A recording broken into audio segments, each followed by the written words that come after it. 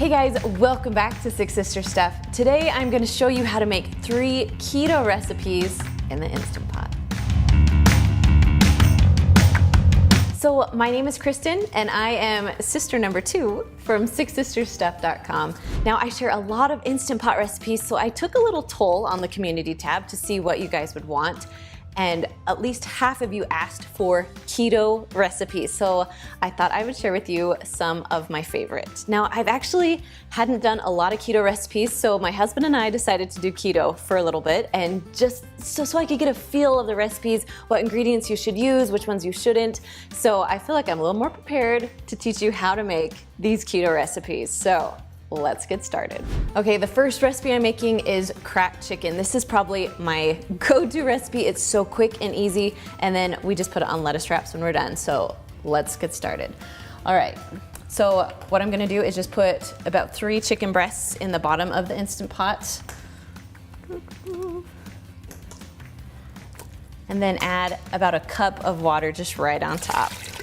Now right now we're just cooking the chicken, so we're gonna put the lid on, and then we'll add the rest of the stuff after it's done cooking. Once your lid is on, you wanna make sure the little knob is on sealing, not venting. Then we're gonna push the pressure cook or the manual button. And because it's chicken, it's thawed chicken, we're gonna go to 20 minutes. So we're just gonna go up.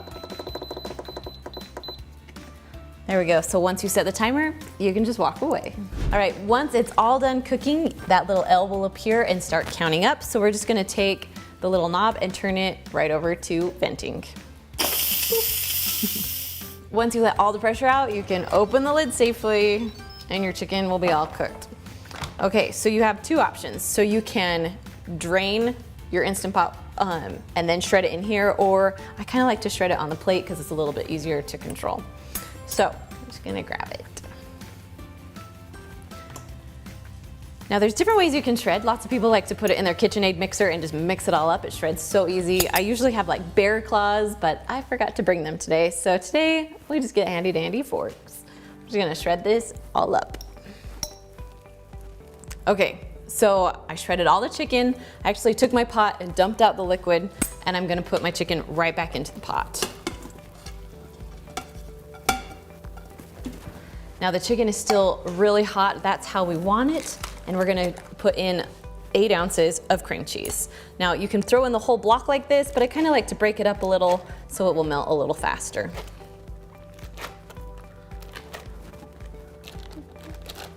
Okay, next we're just gonna add some bacon on top because I love bacon in my cracked chicken. And then just a little bit of green onions. And then last but not least is ranch seasoning. Now I wasn't sure about this, but as I was looking at the nutrition facts, there are no carbs, no sugar, so definitely ranch seasoning, keto friendly.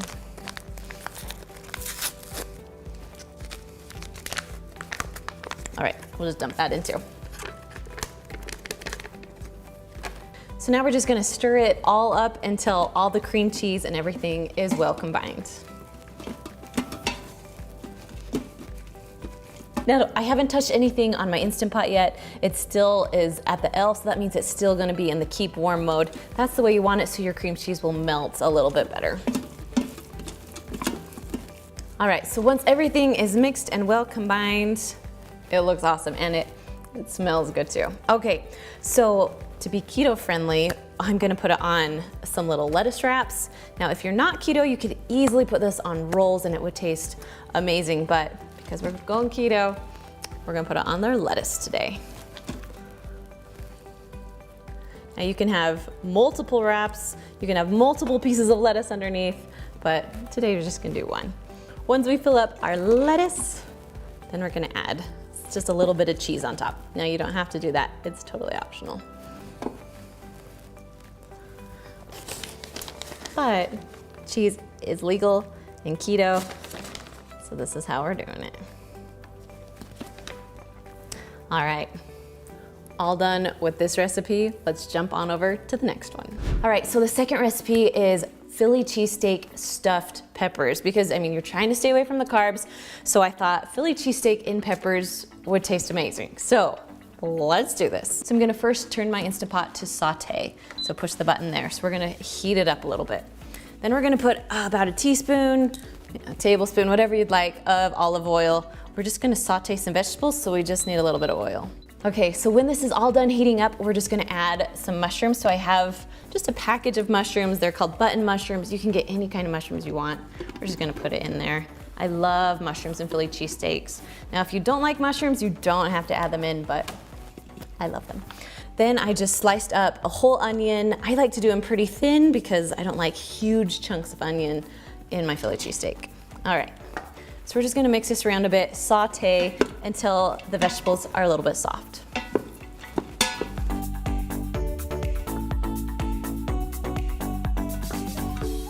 Okay, so these have been going for a few minutes. I'm just gonna add a little bit of salt and pepper in here.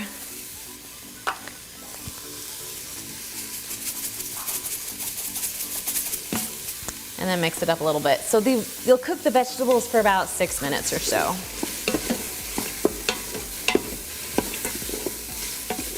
Okay, so once your vegetables are done, we're just gonna dump them out just right onto a plate right here.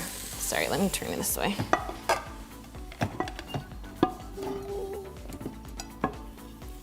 Okay, so I'm just gonna put this back in. It's okay if there's a little bit left because we're just gonna cook up the steak now. So I'm gonna add just a little bit more olive oil to the bottom. Now I did pre-cooked steak. You can also just get some steak that's already pre-cut from the butcher. However you like your Philly cheesesteaks, use that kind of meat. So this is pre-cooked, so pretty much I just have to warm it up. But if you get some from the butcher, you wanna make sure that it's pretty cooked all the way through. Okay, once your steak's done, we're just gonna add the mushrooms and onions just right back in.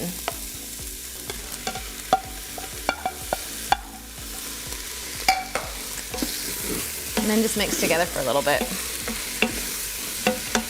Okay, while that's together, we're gonna add a little bit of garlic. Now, it calls for about 2 cloves of garlic, but I'm just, you know how I estimate. I do that a lot.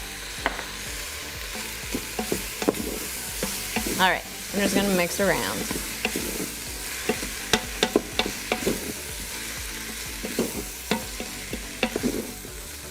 All right, we'll let that heat for just about a minute or so, and then we're gonna get to cooking our peppers. Okay, so once it's all done, we're gonna just put it back on the plate, and I'll show you why in just a minute.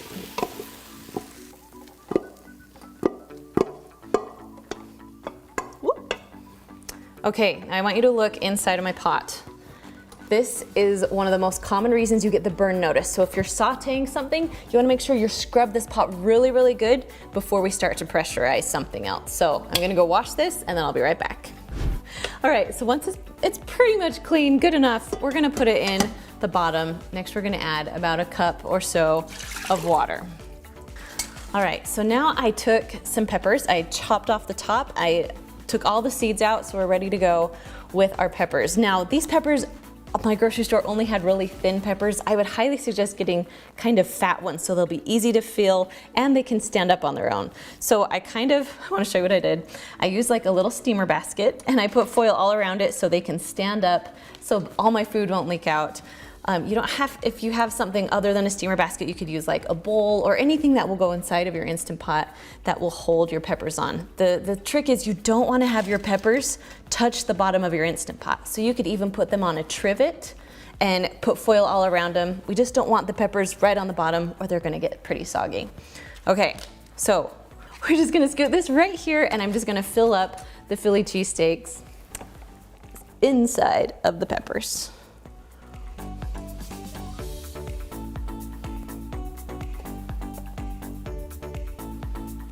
Okay, once the peppers are all full, you'll notice that I still have a little bit of steak and mushroom left. Now this will feed about 6 people. I only need 3 today, so I'm gonna take this and stick it in the freezer, so all I'll have to do is cook my peppers later. So that's kind of what's happening here. Okay, so now I'm gonna take some provolone cheese, just because I love provolone. You can use other kinds if you'd like. But now usually if it's a big pepper, you can just put this right on top, but because mine are little, I'm just gonna separate it a little bit and kind of just pack it in. We just kind of want our cheese topping. Also, you can also put a cheese layer in your pepper before you throw your peppers on, but I didn't today. All right, almost done here. All right, so right now my Instant Pot is still on saute. We don't want saute anymore, so we're gonna push cancel. Cancel. All right, and I'm just going to lower down my peppers into my pot. Okay, I'm gonna put the lid on. Make sure that little knob is turned to sealing, not venting.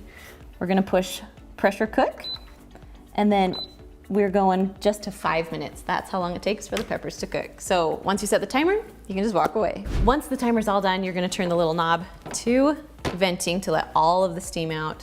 And then once all of the pressure and steam's out, you can lift your lid up. Now these look amazing. Yes. Okay, so we're gonna just pull the steamer basket right out. That's why I love steamer baskets so much. I'll actually link this steamer basket down below for you, or one similar that I use. We'll just put it right out here. Okay, so they're gonna be a little bit hot. I'm just gonna pull them out with some tongs, just so you guys can see how good they are. Just gonna put them in a bowl so they can stand up, so they won't tip on me. Nice. All right, if you guys can see that, this is one of my most favorite things that we've made since being on keto. So, all right, we're all done with this recipe. Now we're gonna jump on over to the next one. So the last recipe today is butter chicken, and this one is my favorite. So let's get started. So I'm first gonna push the saute button. We're gonna start heating up the pot. Then I'm gonna take about a tablespoon of olive oil, just drizzle it on the bottom. We gotta start cooking up some vegetables. So we're gonna add in 1 onion, just minced small.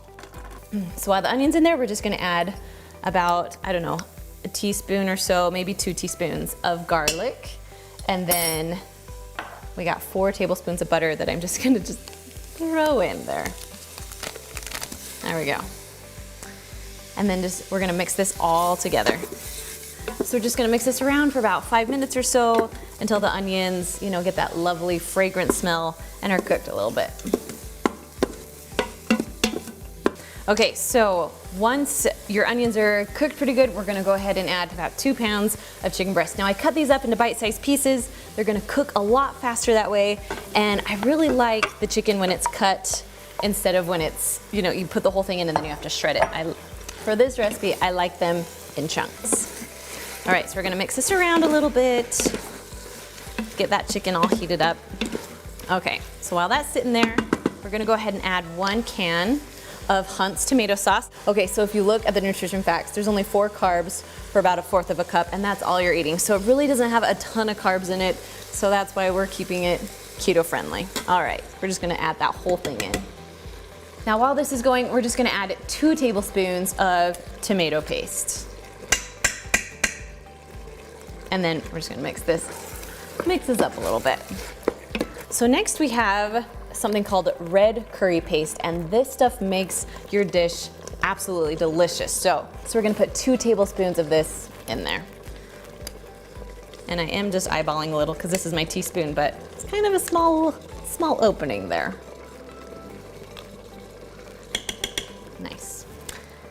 Okay, mix that around. So next we're gonna do 2 teaspoons of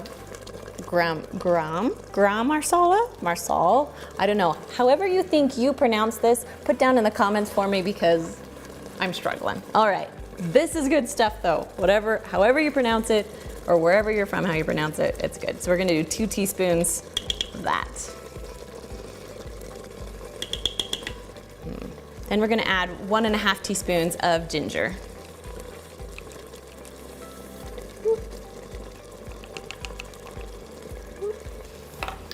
All right, let's mix that up a little bit. I like this because as you're adding stuff, you're still on saute, so your chicken is starting to cook, which will make the pressure cook time go a lot faster. Okay, mix that in a little bit. So next we're gonna add some smoked paprika. I love smoked. That's probably one of my most favorite spices. We're gonna add about just 1/2 teaspoon of this. So we're gonna use the other side of this. Now if you haven't seen these are these magnetic teaspoons. They are my favorite because they just stick all together and they have double teaspoon on them. So I'll link those down below for you guys. I love them. All right, mixing that up. And then our last thing is we just need to add a little bit of salt. So we're just gonna put that in. So it's about a teaspoon or so of salt. I like to eyeball my salt. And if you need more after, you can go ahead and add more after. Okay, so with this recipe, if you are using a Luxe that doesn't have a burn notice, you are good to go now. You can put the pressure, put the lid on, but because I'm using a Duo, it's going to burn on the bottom. There's just not enough liquid. So I'm gonna add about 3/4 cup of water into it just so we can have enough liquid so it will pressurize. Okay, so I'm gonna push cancel right now. Just we wanna stop that sauteing going on. And we're gonna add about, I did about a cup of water. So we need to have liquid in there. So I kind of just mix things around so it's on the bottom because we don't want to see the burn notice today. All right, we're just gonna put this to the side. Now we're ready to put the lid on and we'll get cooking. Okay, once your lid is on, we're gonna turn this little knob to sealing, not venting. Then we're gonna put the pressure cook button and go up to 7 minutes. Now once you set the timer, you can go ahead and just walk away. All right, so our butter chicken is all done. So it's been releasing on its own for about 5 minutes. That's exactly where we want it. So now we're just gonna turn the little knob to venting. Okay, now that all the pressure's out, we can open the lid. Everything's all cooked. Okay, now it's pretty liquidy because I added that water, but we didn't get the burn notice, which is good. So we're actually gonna turn it to the saute button right now. So you're gonna push cancel and then saute, and we're gonna get rid of some of that water. We're also gonna add about a 1/2 cup of cream just because we gotta make it creamy. That's my favorite part of this dish. Nice and creamy. So we're gonna mix it up really good and then just let it saute just to get a little bit thicker. So just keep mixing, make sure you scrape the bottom as the saute is going so it doesn't burn on the bottom. And it will just take a few minutes to get rid of that extra liquid. So I would usually put this recipe over rice, but because we wanna make it keto friendly, I would put it over cauliflower rice. That stuff is my favorite. You can get some huge, large bags of it at Costco or even like the little freezer ones. I don't mind the freezer ones that you stick in your microwave, but I do like it better if it is sauteed on the stovetop or something like that. It makes it taste a little bit better. So cauliflower rice and then your buttered chicken, and it's a perfect keto recipe. All right, so once you're done, I just like to put a little bit of cilantro on top, making it taste amazing. And there you go, simple, easy, keto recipes. Now, if you want more easy recipes, make sure to watch that video right there, and I will see you guys next week.